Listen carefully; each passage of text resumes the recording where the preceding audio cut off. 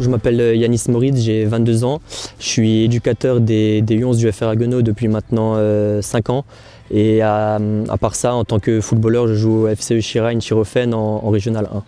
Et en parallèle, je suis étudiant en 3e année de STAPS pour devenir professeur de PS.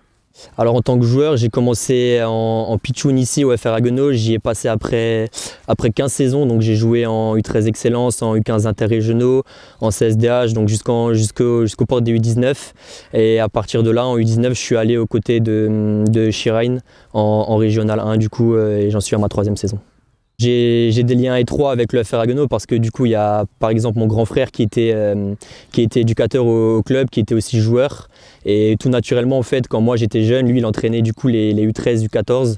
Et ce qui fait que tout naturellement, je venais à ces séances pour y assister. Et j'ai tout de suite noué du coup un lien intime avec le FRH et le football en particulier. Et ce qui fait que du coup, je suis dans cette structure. Pour les joueurs du FRH là que j'entraîne, ou voire même pour les autres catégories du foot à 8, on a un peu le même projet de jeu, voire même totalement le même projet de jeu. On cherche vraiment à ce qu'ils aient les fondamentaux techniques et tactiques du jeu à ressortie de balle courte. On veut vraiment que le déplacement soit bon, qu'après une passe il y a un mouvement, qu'on veut vraiment qu'ils ressortent tout le temps court, peu importe la situation, qu'ils aient vraiment confiance en eux. Donc ça serait plutôt sur le court terme, et sur le long terme, garder vraiment les joueurs, les bons joueurs qu'on a, vraiment garder une grosse ossature sur tous les groupes qu'on a, pour vraiment plus tard essayer d'amener le plus de joueurs possible sur les catégories à foot à 11, voire même pour les intégrer éventuellement plus tard sur l'équipe 2, voire l'équipe 1 senior, comme c'est le cas avec certains joueurs qui jouent avec la 2 ou la 1.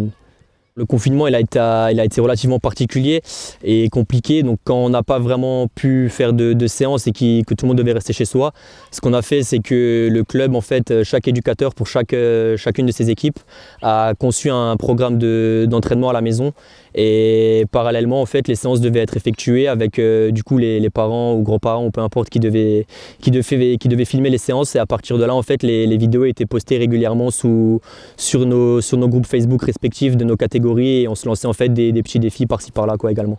Au niveau des entraînements, il n'y a pas vraiment eu de différence, sauf que en fait, les entraînements fonctionnent par génération. C'est-à-dire que normalement, par exemple, en U11, par exemple, il y a des 2010 que j'entraîne, il y a les 2011 que Ismaël Touré entraîne, et il y a encore une équipe 3 où dans celle-ci, c'est un mélange des deux catégories d'âge du coup. Et ce qu'on a fait maintenant avec les nouvelles mesures, c'est que moi, j'intègre tous les 2010 dans mes entraînements avec mon adjoint Yanis Belkadi, et Ismaël Touré, l'éducateur des U11, intègre lui tous les 2011. Donc en fait, ça fonctionne maintenant par génération. Au début, quand ils sont revenus, ils étaient vraiment contents de revenir et de rejouer, de voir leurs amis. Ça s'est aussi ressenti sur le terrain. Il y avait vraiment de l'investissement, de la bonne envie, de l'énergie.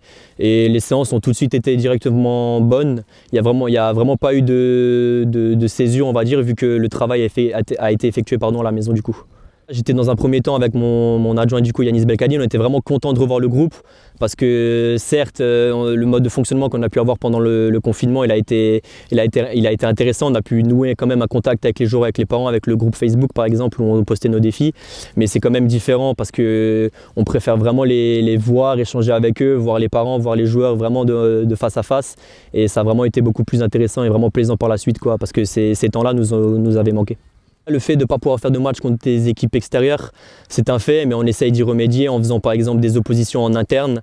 Moi par exemple, j'ai un groupe de 17 joueurs, il est possible pour moi du coup de faire un match 8 contre 8 quoi. Et je peux aussi également jouer contre l'éducateur par exemple des U10 que j'ai cité auparavant et faire des oppositions en interne, voire même avec l'équipe 3 des U11, mais aussi d'arriver de faire des confrontations. Bon certes c'est un peu moins plaisant qu'un match contre une équipe qu'on ne connaît pas, c'est clair, mais on essaye de s'adapter et de faire au mieux quoi. Il n'y a pas vraiment d'autre solution sur ce point de vue là quoi. Les jeunes sont un petit peu moins motivés quand on fait des confrontations en interne, parce qu'en face c'est pas vraiment des joueurs qui connaissent pas, c'est des joueurs qui ont l'habitude de côtoyer ou d'affectionner dans leurs établissements scolaires par exemple. Donc c'est clair que la motivation elle est un peu moins importante, mais on arrive quand même à redynamiser le groupe et à faire quelque chose de correct et de concret après quoi. Ce qui est un peu dommage, c'est que c'est plus compliqué de faire venir des jeunes de l'extérieur pour les voir, pour du coup éventuellement en intégrer certains sur la saison à venir. Donc ça c'est un petit peu le point négatif. On n'a pas vraiment l'opportunité de faire par exemple une grande détection où il y a énormément de joueurs qui viennent de droite et de gauche. Donc on a dû un petit peu changer ce mode de fonctionnement, mais au final c'est quand même quelque chose de réalisable par la suite. Là par exemple aujourd'hui j'avais 2-3 joueurs de l'extérieur qui sont venus et qui ont respecté les gestes barrières. Donc on arrive quand même à faire venir et à avoir du monde, quoi. Je pense que ce qui a été positif avec toutes ces nouvelles mesures, etc., c'est vraiment qu'on a réussi à garder le lien entre les jeunes, les plus âgés du club. On a vraiment réussi à, par exemple avec les groupes Facebook pour les reciter, à vraiment redynamiser tout le monde, à vraiment faire en sorte qu'il y ait du partage. Et c'est aussi ce qui a été très bien fait par le club cette année. Ils ont vraiment fait en sorte de nouer le club, de vraiment faire de ce club une famille avec par exemple la création des albums Panini qui sont vraiment quelque chose d'intéressant.